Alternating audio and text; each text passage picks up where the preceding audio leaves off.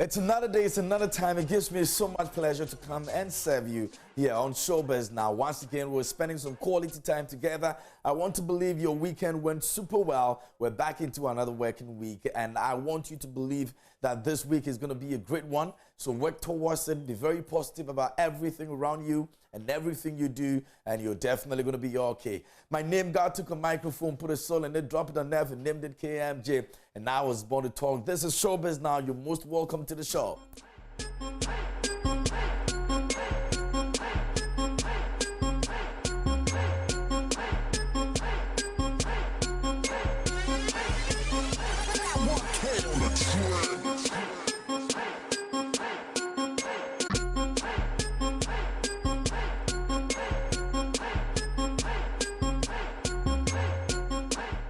So right, folks, the show is live on Joy Prime TV, the ultimate experience, and you can follow us on social media. It's Joy Prime TV on Facebook, Instagram, and of course on Twitter. You can join us with your messages, and later on, you can also join us via Zoom. Now, the passcode and the password will be on your screens. The ID and the passcode will be on your screen, so you can join us later on and share your views on the issues we'll be talking about today. Now, we have latest updates in local and foreign news, and I'll tell you more about it here on the show. But in the meantime, we'll be getting onto the Zoom to have a conversation real quick about Ghanaian music. You know that last week, Fuso DG was all over the news and was talking about international collaborations and Grammys and all of that. Now, we woke up to a very exciting news from the African continent, and of course, it was on Wizkid and Justin Bieber. We have some conversation coming up on that one, and Daniel Reid will be joining us later on Zoom for us to enjoy that very conversation that we have for you here on the show. All right, so that's a lot more coming up here on the show. But if we have Naya on the Zoom, let's get into Zoom right now and check out. He's from OnePlayAfrica.com, and he's actually one of the people that has been following some of these conversations as always. And so it's always a good time to spend some quality time with Daniel Reid. Now, how are you doing? Good morning. Unmute your microphone if you can hear me, so I can hear you. Your microphone is muted. Nah, my mic is not muted. You guys are trying to mute me. Anyway, the good thing is that I can hear you now. Good morning once again. How are you doing? I'm good, KMG. What's up? What's up, everybody? Charlie, I'm very well. Let's have this very all-important conversation today here on the show. And thanks for joining us over here, making time for us this morning. Now, last week, we saw our own Fuso DG in interviews speaking about international collaboration, the pressure we put on an artist, you know, to go out there and have international collaborations with these superstars in the West. Now, he's also spoken about Grammys and why we are putting too much pressure on Ghanaian musicians to go and grab the Grammys. He thinks that there's no fuss about it. We don't have to be creating that fuss about, you know, winning Grammy and putting pressure on them to go that mile. Now, we wake up this morning to a conversation that has been there. I mean, we've heard about Justin Bieber and Wizkid's collaboration on Essence, and now Wizkid is on stage with Justin Bieber in a performance, and I'm sure this is going to increase the whole, you know, noise about Ghanaian musicians have to go, those have to do that and have to do that. What did you actually think, you know, seeing that video about Wizkid and Justin Bieber in performance and the backstory of this with Fuse ODG? What's your initial remarks when you saw that video today? All right, Kim. Thank you once again. I hope you guys can hear me clearly. Shout out to everybody watching. So let me pick it up from the conversation from Fuse, right? Now, in the past, we realized that Ghanaian fans have always tried to pair Ghanaian artists to Nigerian artists with regards to achievement. But with situations where we've always tried to remind them that Ghanaian artists are doing the best that they can, looking at the circumstances that they find themselves in. So I agree with you 100%. No artist, no fan base should put pressure on their artists to do foreign collabos or try to win international awards. Because listen, the truth of the matter is that we don't have a label system supporting artists. Artists are investing their own independent money into music, and music marketing is the most expensive in the world because it has to do with emotions and hearts. So to get into someone's heart and emotion to say you are the best, you have to spend a lot of money on it. These artists in Ghana, they don't have that. Let's go to our Nigerian brothers. They have all the big labels in Nigeria now. As I speak to you now, Universal is in Nigeria, Sony is in Nigeria, Epic is in Nigeria, Columbia is in Nigeria, Atlantis is in Nigeria. They have a lot of labels supporting the indie labels in Nigeria. Therefore, they form a framework that is working for them. It's not easy to just wake up one morning and say you want to do a collaboration with an international star. But we have so many Ghanaian artists who have done collabo with international stars, and we are not making so much noise about it to attract other international artists to come and work with our artists. Fuse has worked with Ed Sheeran. Ed Sheeran is one of the biggest in the world. Work with Wyclef. Sarkodie on the No Pressure album work with Wale. Wale is one of the superstars in R&B and hip hop in America. So we've had a lot of collabos around the world that we've done. We are not just making enough noise to attract people on it. And when the issue of the Burna Boy Grammy thing came up, I did a show and I said that it is wrong for anybody to call our Ghanaian artists lazy. It's so wrong because you don't understand the system in which Burna Boy finds himself, the system in which Wizkid finds himself. It is a certain industry that has built a label system that is making sure that their investment is well utilized and they are making it back. So you don't just expect artists to just wake up one morning with their own resources, the small that they are getting from Ghana to say that, hey, I'm going to work with Justin Bieber, blah, blah, blah. No, it doesn't work. So I agree 100 refuse. On the Wizkid and Justin Bieber performance, yes, it will come up, KMJ. I'm sure you've already seen tweets and posts that laugh at our Ghanaian artists and saying, oh, Wizkid far gone and all those things. Bros, life is stages, bro. Life is from one stage to the other. You cannot jump one stage and go to the other stage. We need to support our artists 100%, whatever they do, whoever they work with across the globe, so that they can get global acceptance. I keep saying this.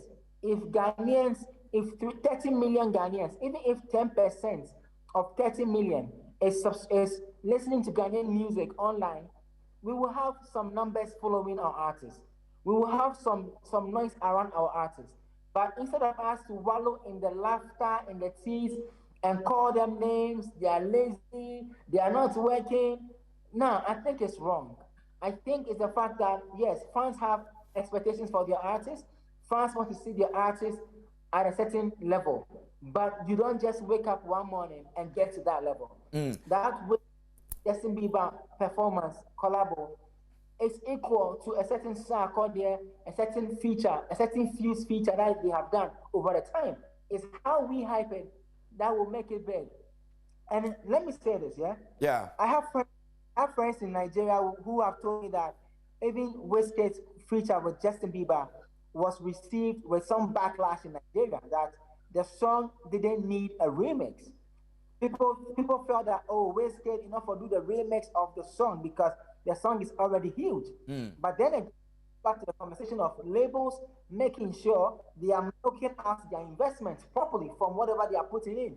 So if they need a certain Justin Bieber to attract a certain European market, they will go all out for it. It's as simple as that. We don't have, tell me one big label that has come to Ghana that has put in 100% support like they are doing for the Nigerians. But Naniel, I understand perfectly that idea of we having labels that would be able to progressively push our artists to these standards or stage that we all want them to be. But the unfortunate situation that we find ourselves in right now is the fact that we are Africans. It's happening in Nigeria. It's not happening here in Ghana. These labels are not coming here in Ghana like we expect them to come. What's the problem? There's no problem. I think that, like I was about to say, that Empire is in Ghana. So Yao Talk's Sorry remix with what's his name, the UK guy, Stormzy. Stormzy. Right? Yes, it was forwarded by Empire. Black Sheriff, I know, is with Empire. Kitty is with Empire. I know Sinaso is with Universal Music. Now, Jackie is with Sony Music. King Promise is with Sony Music. It's coming, bro. King Promise has songs with Headies One. Ask yourself, how many Ghanaians even know Headies One? How many Ghanaian gatekeepers or culture custodians even know the magnitude of Headies One on a King Promise song? Headies One did a song with the Asaka Boys, J Bad, O'Kenneth, Reggie, Kwaku DMC.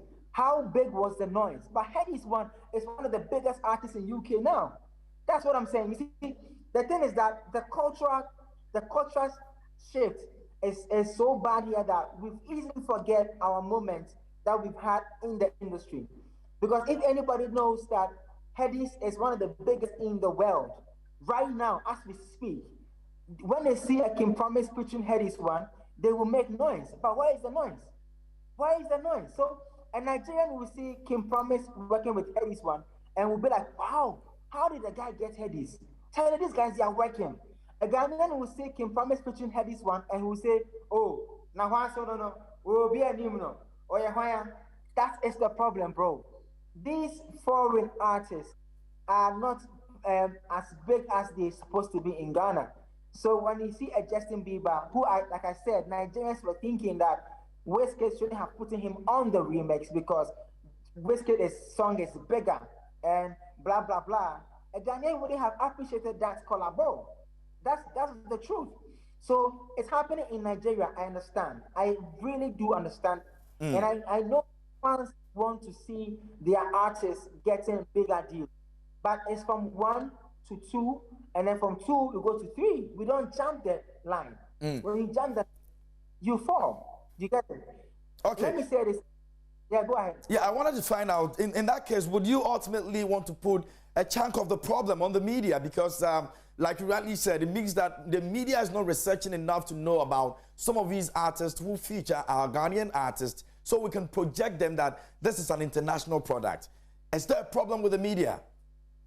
Bro, this question is huge. Do you have time?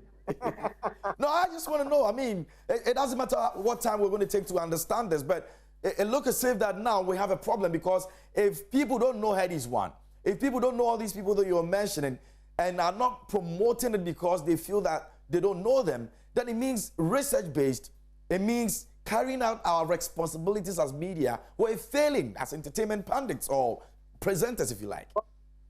God bless you so much. Pray that you live long to speak like this on national TV without fear and favor. God bless you so much. I have said 1,001 that Ghanaian media, we are the culture custodians of this country. And if we don't do our work, we will always lead the people astray. Listen, J5, the guy who has produced, UK producer who has worked with the likes of Burna Boy, Wiz, and the big artists, came to Ghana and endorsed Kofi Jamal. NSG, one of the biggest UK artists, they have even a club or so in Ghana, and they have come to Ghana and they've endorsed a lot of our artists. No media has covered it. Zero. No media has covered it. Now, the issue is not that media is lazy or not researching. It's the issue is that the process of human resource in the industry has lost its proper procedure. Therefore, anybody who is a friend to a friend is invited to work in our space. Anybody wakes up one morning and says, I'm a blogger, I'm a social media person. Anybody wakes up one morning, has 200,000 followers on Twitter, Instagram, calls himself a journalist. The human resource part of our industry is losing its relevance. That is why we have a lot of issues going round and round, and people are talking about the trending or whatever that will give them numbers back. Again, media owners are also to be blamed for pushing media people to drive conversations that will generate commercial value. You don't blame a media owner who wants to say that, KMD, on your show, don't talk about this. Talk about so and so person, insulting so and so person, because it will give us commercial value. They have bills to pay. The same way they have bills to pay is the very same way we have a duty as media people, as journalists, as trained journalists in the business.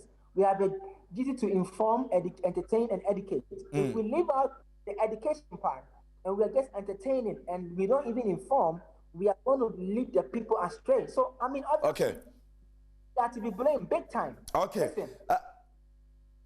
Hello, can you hear me, Nanaya?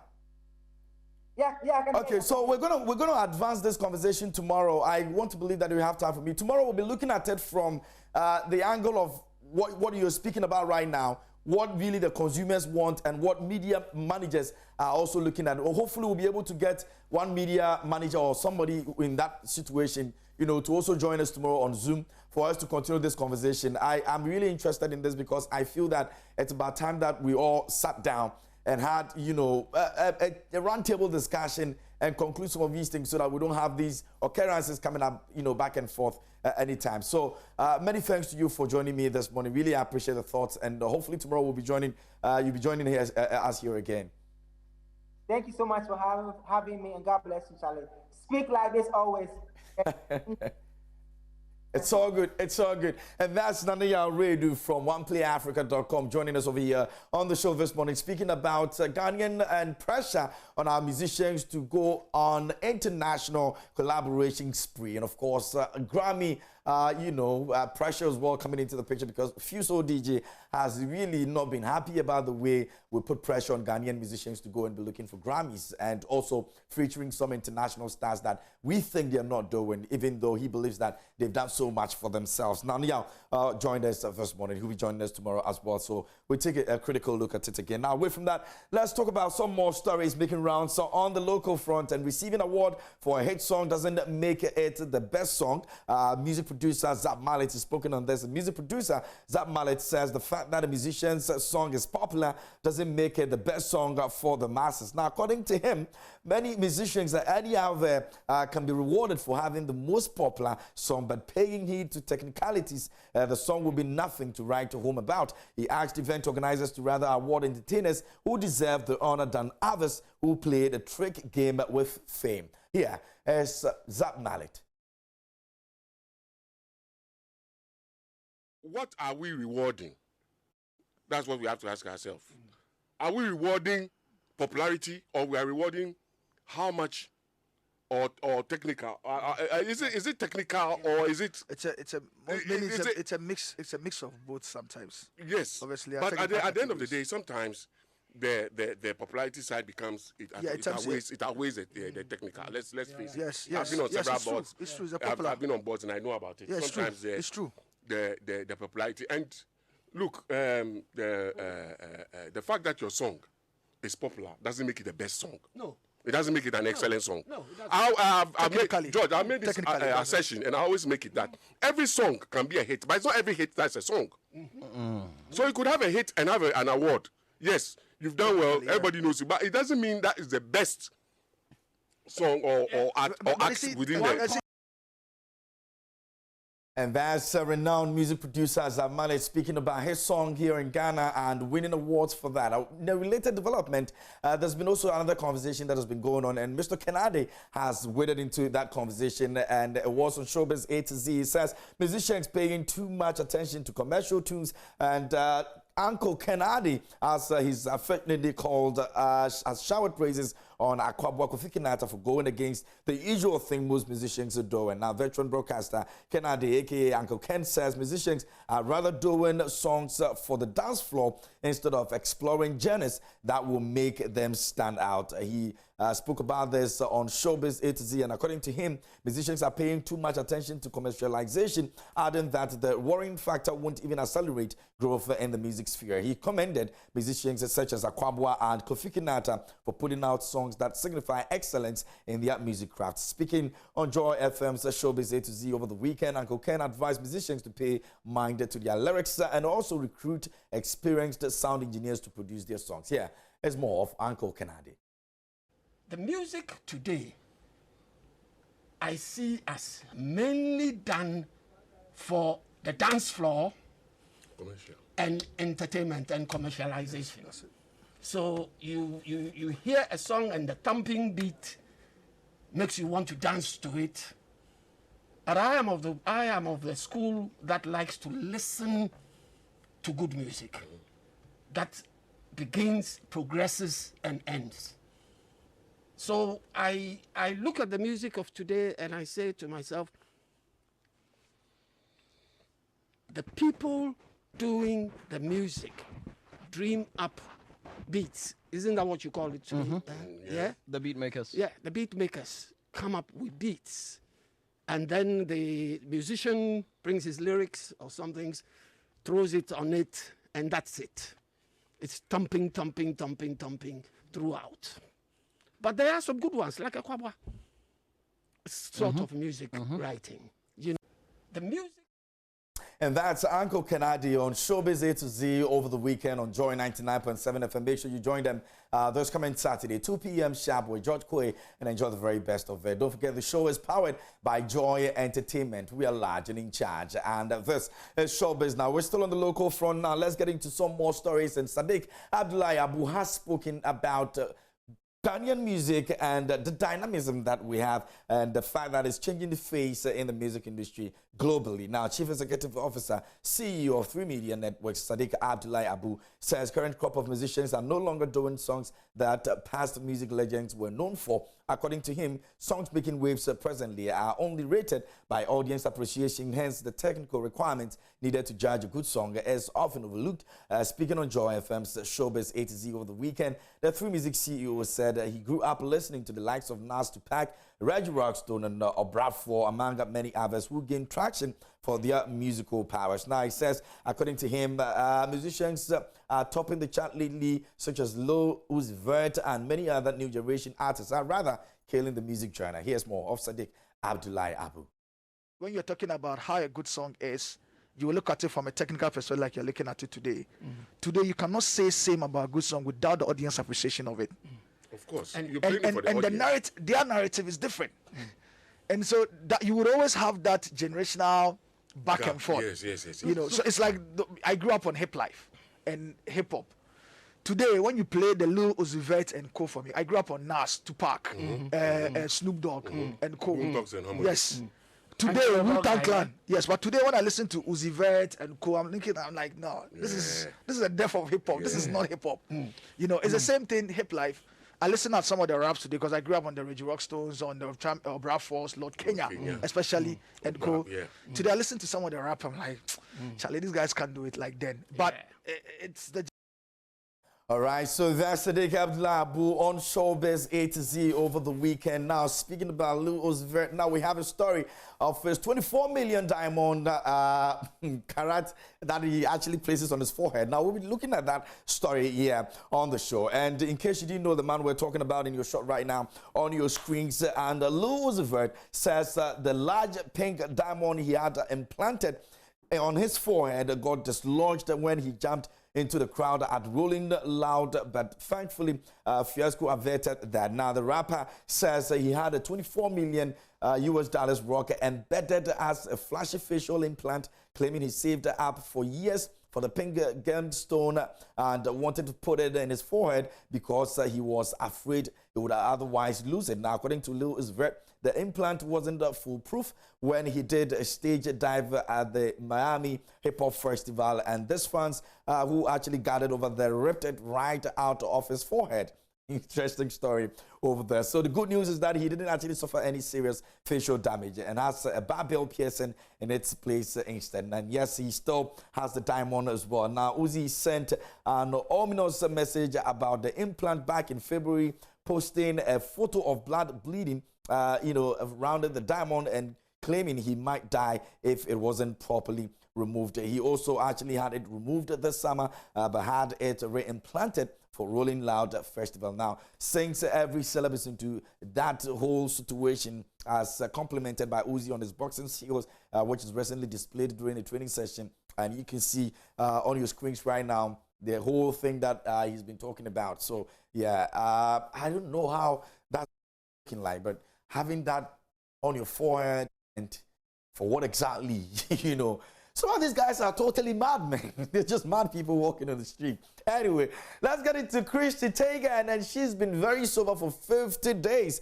And that is supposed to be an achievement, if you ask me, because it's not been too good. Now, Christy Teigen is counting the days that she's reached the number 50, and Teigen's count relates to the sobriety, 50 days sober. It may not seem like a lot, but to people who are turning the page in their lives, it's monumental.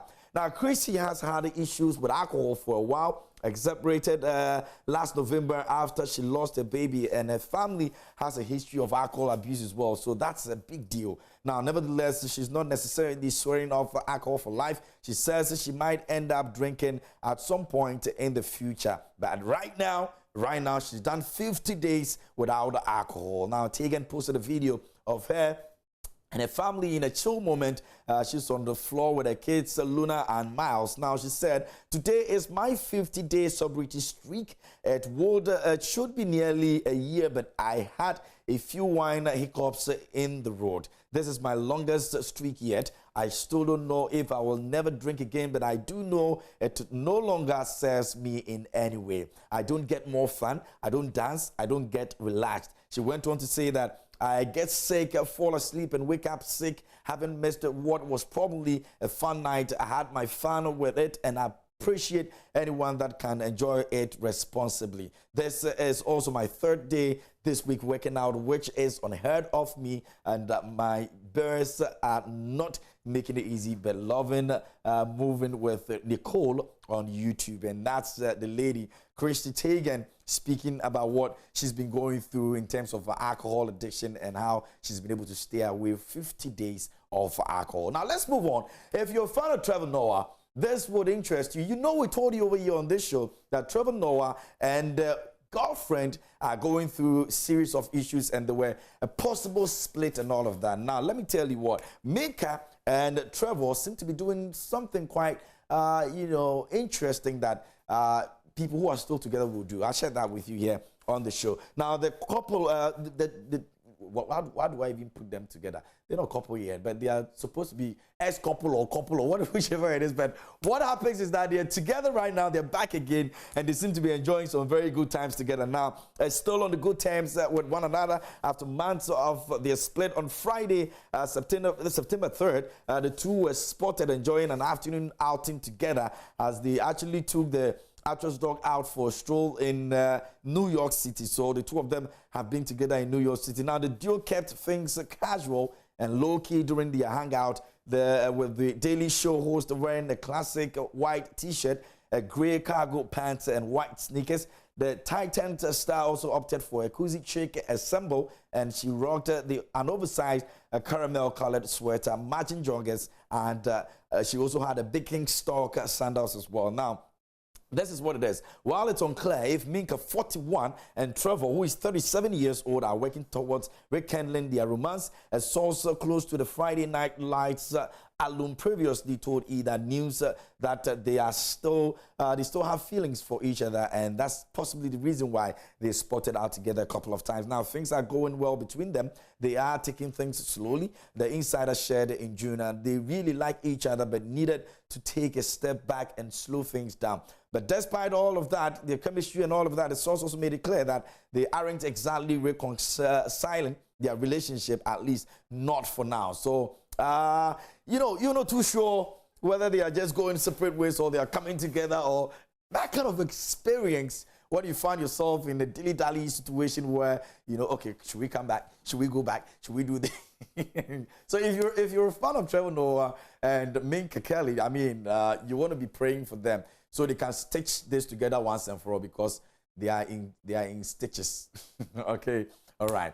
That's what it is. Now, let's get on some other stories, but we don't have much time for it. Tomorrow, we'll bring you all the stories on Britney Spears as well. There's something very interesting going on with Britney that I will share with you tomorrow here on the show. In the meantime, that's my time, and many thanks to you for joining us here on the show. Thanks to the production team for the great work. My name, KMJ. Do not forget to do good and communicate. Hey, thanks for watching. See you tomorrow at 11 a.m.